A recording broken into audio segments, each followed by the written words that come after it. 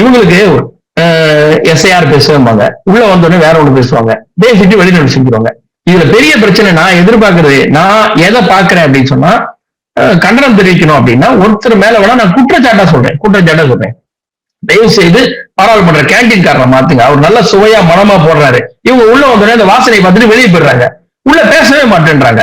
வந்த உடனே பஜ்ஜி வாசனை வருது, அதெல்லாம் வெளியே போறமே, ஒரு பிளான் பண்ணு, சரி சண்டையை போட்டுட்டு வெளியே போயிடுவோம் அப்படின்னு குடும்பம் ஓடி போய் கேண்டீன் உட்காருங்க.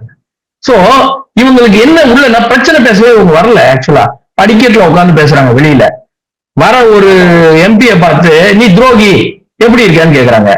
ஒரு பாராளுமன்றத்துல ஒரு உறுப்பினருக்கான ஒரு பேசிக் நாகரிகம் கூட இவங்கள்ட்ட கிடையாது. நீங்க என்ன எதிர்பார்க்கறீங்க? பிரியங்கா அவர்கள் பேசுகின்ற பேச்செல்லாம் பாத்தீங்கன்னா வெளியில எவ்வளவு எல்லாம் பேசுறாங்க. என்ன வேணா பேசிட்டு போலாமா? உங்களுக்கான மாண்பு இல்லையா? என்ன அப்போ நான் என்ன கேட்கிறேன், யார் வேண்டுமானாலும் என்ன வேண்டுமானாலும் பேசலாம், கருத்துரிமை இருக்கிறது. இது ஜனநாயக நாடு, கருத்துரிமை இருக்கிறது இல்லையா? அப்படித்தானே இருக்கு. அப்ப ரெட் சாரி படத்தை ஏன் வெளியே விடக்கூடாதுன்னு சண்டை போட்டீங்க? ஏன் சண்டை போட்டீங்க? தடை பண்ணீங்க. கருத்துரிமை இருக்குல்ல, அப்ப அந்த படத்தை வெளியே விட்டுருக்கணும்ல. ஈழத்து இறுதி போர் காலகட்டங்கள்ல இங்க அந்த நிலைமையை சொல்லி தமிழ்நாட்டுல முத்துக்குமார் அவர் தீ குளிச்சார, அந்த சீரியல்லாம் தமிழ்நாட்டுல வரணும், அந்த மக்களோட நிலைமை தெரியணும் போது எதுக்கு தடை பண்ணீங்க? கருத்துரிமை மற்றவர்களுக்கு கிடையாது, உங்களுக்கு மட்டும் இருக்கா? கருத்துன்னு சொல்லிட்டு நீங்களுக்கு கனிமொழி அவர்களும் கார்த்திக் சிதம்பரம் அவர்களும் ஒரு வெப்சைட் ஓபன் பண்ணீங்க. உங்களுக்கே கருத்து சரியா சொல்ல முடியல, உங்களுக்குள்ளே கருத்து வேறுபாடு, அதை முடிச்சிட்டீங்க.